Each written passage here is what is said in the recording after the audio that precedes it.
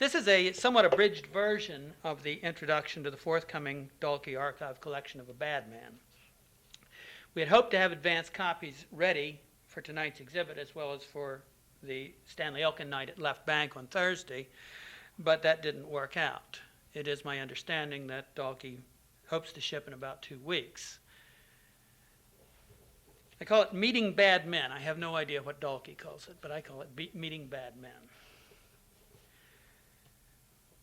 Readers encountering the comic, eclectic, eccentric, exotic genius of Stanley Elkin for the first time could choose no better point of entry than A Bad Man. Others familiar with Elkin's work will reconfirm that Elkin is among the most important fiction makers of the second half of the 20th century, even if the literary historians and critics haven't quite caught up with his authentic originality. For Elkin is a writer with a distinctive voice, a vision that challenges our preconceptions of what life and writing are supposed to be about, and a sense of humor that surpasses all the comic writers of his generation. He often groused about scholars categorizing him as a comic writer, but he's still funnier than any other serious writer of his time or any other time. In A Bad Man, you're going to find all the signatures of Elkin's unique genius, including his characteristic rhetorical riffs that remind me of Cannonball Adderley on the tenor sax. But the book is somewhat less difficult to get hold of than many of his subsequent novels, like The Gibson Show or The Franchiser, which we just heard from, or The Magic Kingdom, which you're going to hear from later on, or his own favorite, George Mills. Excuse me. Readers with traditional expectations about plot, setting, and character development will encounter little difficulty in following the journey of Leo Feldman, the bad man of the title, from his arrest through his adventures in a prison like none this side of Alice in Wonderland, to the kangaroo court that ends his sentence. At the same time, Elkin gently pushes the envelope of every familiar modernist and postmodernist convention in this novel. The plot employs an arbitrary chronological organization around the year of Feldman's imprisonment, a time frame reminiscent of the one-day organizations of 2 great high modernist novels, Virginia Woolf's Mrs. Dalloway and James Joyce's Ulysses. Because of this seemingly arbitrary chronological frame, Elkin subtly manifests the intense pressure time comes to have for Feldman as an inmate, as opposed to the illusion of timelessness he sometimes had on the outside when he was an opportunist and a businessman. Similarly, Feldman's increasing sense of the pressure of time during his incarceration contrasts with his nemesis, the warden's relative freedom from such pressures. Central to the warden's confidence is that he has all the time he'll need to accomplish whatever design he has in mind for Feldman. And one key element of the novel's plot is the unfolding of that design. Moreover, like Woolf and Joyce, Elkin employs frequent flashbacks to tell stories out of Feldman's past, those experiences that shaped him to become the entrepreneur and subsequently convict that he is. When the present narrative requires historical background, readers learn about Leo's relationship with his crazed father Isidore, his strained relationships with his wife Lily and son Billy, his experiences with an entrepreneur who built a department store out of a jobber's position and some good luck during World War II. We also learn about his mistreatment of his unfortunately named friends, Victorman, Friedman, and Deadman. Elkin came to regret that he used these allegorical names for these minor characters when ordinary names might have better served his narrative interests. The 3 associates never come alive as characters, but rather as extensions of Feldman's voracious ego, the narrative's central theme. In effect, themselves manifestations of the lengths to which Feldman will go to discover and explore his character, they represent personality types. Victorman, the frustrated marketing genius; Friedman, the professional, corrupted by his willingness to bend rules to meet the needs of a friend and patient; Deadman, the schmuck loser who really needed nothing so much as a buddy. By contrast, Elkin never had any reason to regret the symbolic naming of his 2 central characters. Elkin's mother was born Tootsie Feldman, a name the young writer employed for the protagonists of several early stories, notably In the Alley. While he was writing A Bad Man, the appropriateness of this name, suggesting a felled man, occurred to him. In fact, the novel's genesis traces to an anecdote Al Lebowitz told him about a middle-class lawyer sentenced to a term in prison. Elkin became intrigued by the adjustment in worldviews such a sentence would require of a white-collar criminal, then added the crucial detail that Feldman is technically innocent of the crime for which he's incarcerated. He is, as Elkin was fond of saying, and one line I probably steal more often from Elkin than any other, convicted of his character. The name of Feldman's antagonist, Warden Fisher, deliberately echoes the Fisher King of Grail myth, an archetypal romance, that wounded authority figure who must be made whole by the quest hero in order for the land to recover order and vitality. Twice Fisher calls himself a fisher of bad men, his zeal suggesting ironically the passivity of the Fisher King in romance who awaits the healing touch of the quest hero, as well as the New Testament promise that Christ would make his disciples, quote, fishers of men. You can look it up. It's Matthew 4:19. This evangelical allusion transforms into fanaticism in the warden's desire to root out and segregate all the bad men in the prison. One of several paradoxes in the character of this, Elkin's first great antagonist, is that the warden is an evangelist for the ordinary, a man who passionately believes in the suppression of all passions. One of many grand rhetorical moments of a bad man occurs at Warden's Assembly, sort of a mandatory convocation for cons. The warden's obsession with bad men. Not all prisoners, readers will find out, are bad men, and the warden gets to decide who is and who is not a bad man. Launches him into a religious zeal reminiscent of a fundamentalist revival. Maybe the end of Kelly's chapter. I now get to do Warden Fisher. Men with pencils, scholars of this place, ministers of my administration, hear me. Explain to them. Speak what I tell you. The tongues of Pentecost are upon me, and I would teach you prison business. I am calling for the infusion of the sacerdotal spirit. I need inquisitors' hearts. You must be. You must be Malleus Maleficarum, hammers of witches, pummelers and punishers in God's long cause. You must be wardens' familiars. We shall share the power of the keys, despoil, confiscate, make citizens' arrests. You know what needs to be done.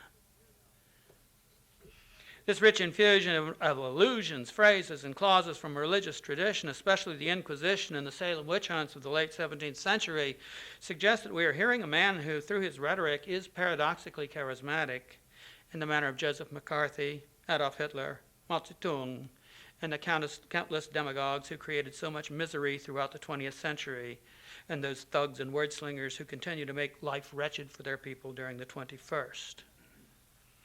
So often the protocol of demagoguery is the isolation of a group or type of persons for persecution and scapegoating. Clearly the warden, the novel was written about a decade after the House Un-American Activities Committee hearings and the McCarthy witch hunts of the 1950s, plans to demonize all the bad men to create an artificial community among the other prisoners and thereby to assert psychological control over the majority of the prisoners and political control over the bad men. The landscape of the novel is almost as strange and exotic as its inhabitants are. In some ways, the prison is an extension of the warden's personality, but its surreal landscape resembles Salvador Dali, Franz Kafka, Lewis Carroll, and Monty Python. Whereas actual prisons are usually rectangular, functional structures, this one resembles a labyrinth. Corridors seem to lead nowhere, but all passages ultimately lead to the center of the prison, the warden's quarters, which appear to be directly over the execution chamber. While writing the novel, Elkin toured the Walpole, Massachusetts Correctional Facility as research toward the setting, but he quickly concluded that that imaginary prison is far more functional to his themes than any effort at describing an actual building might be. His invention would be a prison of the mind. To achieve this, Elkin created a structure lacking distinct shape or boundaries, a prison that contains the body and ensnares the mind, and ultimately absorbs the soul. In such a prison, mad, bad men cultivate mad obsessions. Ed Slipper absurdly seeks to become the oldest living convict and hungrily gathers news of the deaths of the few older inmates in America. This obsession the warden nurtures, for it symbolizes a broken soul. Moreover, A Bad Man contains its own microsystem that reveals much about Elkin's challenge to his readers, as well as the literary and cultural conventions central to the novel's larger themes. When the warden put Feldman in charge of the prison canteen, the entrepreneur immediately reverses the prisoner's expectations. They come to the canteen to buy postage for appeals and letters home, but Feldman presses on them exotic stamps that have no practical value. He removes the cigarettes, shaving cream, and other items prisoners would want, stocking his shelves instead with shoe trees and a guava-flavored soft drink that tastes like bubble gum. Obviously, Feldman is creating conditions that force the marketer to improvise and innovate. Anyone can sell customers what they want, but only a master salesman can sell someone a good or service she doesn't want. And Feldman, as owner of a department store or operator of a prison canteen, for him selling is power. To make the sale is to assert dominion. In one of Elkin's many brilliant puns, Feldman announces that, "I am the master of all I purvey." Of course, the real mastery is over the person to whom he purveys something, whether shoe tree, bedspread, or abortion. While he recalls transforming the basement of his department store from the cliché bargain basement to a clearinghouse for the forbidden, the illegal, the socially excluded, Feldman remembers discovering an excitement and power that intensified his life, that made it matter. Before that time, the merchant had been, despite his success, bored, playing cruel mind games with his wife and son just to stay mildly interested in ordinary domestic life.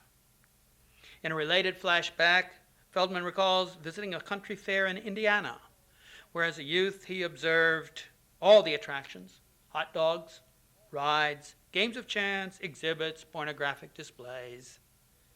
Concluding from each, nothing special there. So it was with legitimate vending. How tough is it, after all, to sell something to a customer who has come into the store expecting to buy it? But as he discovers the possibilities in the basement of his store for prying into the secret lives of his customers, of finding the unspeakable need and figuring out how to meet it, Feldman feels animated as he has not for many years. He considers his creation of the basement a serendipity, a vocation not in vending but in energizing his life through the power of anticipating, meeting, and transforming a repressed desire. Quick quotation. If it hadn't ever been for profit that had driven him, but the idea of it, the sale itself, his way of bearing down upon the world. This redirecting the customer's expectations in the basement and in the canteen is moreover a paradigm for the thematic and pop culture centers at which A Bad Man operates. In one of the novel's more subtle allusions, Feldman utters that he's unwilling to assume the hero's role the prisoners seem eager to impose on him. "What am I, a hero? Spartacus?" They had him. They had him covered. Spartacus, Stanley Kubrick's brilliant 1960 saga of the slave rebellion in ancient Rome, employed the sword and sandal genre to critique the imperialistic values usually endorsed by such films. Its hero, a slave gladiator, led a peasants' rebellion that came precariously close to toppling the new Roman Empire. This was the first of a substantial series of books and films in which, as in A Bad Man, the prison becomes a symbol for the power of any oppressive society and the forces that administer it. This trope, prison as a symbol for the power of government or society to control or coerce the thoughts and feelings of its citizens, constitutes a cultural motif of the 1960s, one to which Elkin's novel offers an original, challenging variant. For all these films and books, from Spartacus through Cool Hand Luke, from Bernard Malamud's The Fixer, which Elkin reviewed, to Ken Kesey's One Flew Over the Cuckoo's Nest, to Etheridge Knight's marvelous poem, Hard Rock Returns from Prison to the Hospital for the Criminal Insane, also 1968. They all soften the impact of the prison as symbol motif by representing the hero as evolving toward a meaningful role as champion of the oppressed, and in that role achieving transcendent meaning through death. With heavy-handed symbolism, the hero of Cool Hand Luke morphs into a modern Christ figure, suppressing his own interest in order to take on the system and to defy, on behalf of his fellow prisoners, a cruel prison captain, unforgettably played by Strother Martin. And here we get to do one quick sound bite. We all know what it is, right? What we got here is failure to communicate. And once you've seen it, you never forget it. Okay. In his ordinariness, the captain, his incipient cruelty, and his zealous rooting out of bad men like Luke Jackson, the captain very much resembles Elkin's Fisher. Similarly heavily handed in its symbolism, One Flew Over the Cuckoo's Nest represents Randall Patrick McMurphy as a synthesis of Dionysus and Christ, who imports wine, sex, and song into a sterile asylum environment, then leads 12 disciples to the sea, then lies down on a cross-shaped table for shock treatments. Eventually, McMurphy reluctantly takes on the burden of defiance for men too weak to stand up for themselves and attacks the big nurse, the warden's equivalent in cruelty, zeal, and determination to impose a monotonous order at the cost of individuality. Thus, the trope of prison as symbol usually invokes the compensating illusion that defiant prisoners are ennobled when they redirect their energies to serving the needs of their fellow inmates, and that their defeat is ultimately sacrificial. In this important way, A Bad Man challenges the assumptions implicit in the genre out of which it grows. Whereas all the other 1960s prison heroes enact the decade's cultural myth of communal rebellion, completing themselves by sacrificing for a larger community, Feldman experiments with, then rejects this role. Much as he resisted the conventional wisdom, the title of a wonderful short selection by Stanley Elkin too, on the outside, refusing to heed the strategies of the marketing whiz Victman, or the advice of a developer who recommends suburban expansion and relocation, Feldman and his creator challenge our convictions about what the prison literature trope really means. We do not get the comforting illusion that manic imprisonment by ruthless authority, apparently answering to no check or balance, will eventually transform the renegade to the rebel, the criminal to the unwilling saint. This is among the most important pop culture and serious literature myths of the decade. As Feldman resists the conventional wisdom, so Elkin. His brush with what Hamlet calls the insolence of office leads Feldman not toward engagement in his fellow inmates' needs, but to a defiant search for the meaning of himself.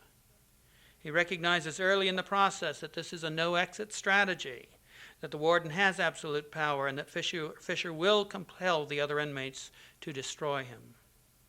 But he persists in demanding that he will collect every element of his existence, including his death. This demand for authenticity is prefigured in Feldman's eerie night in the electric chair, then completed in his kangaroo trial.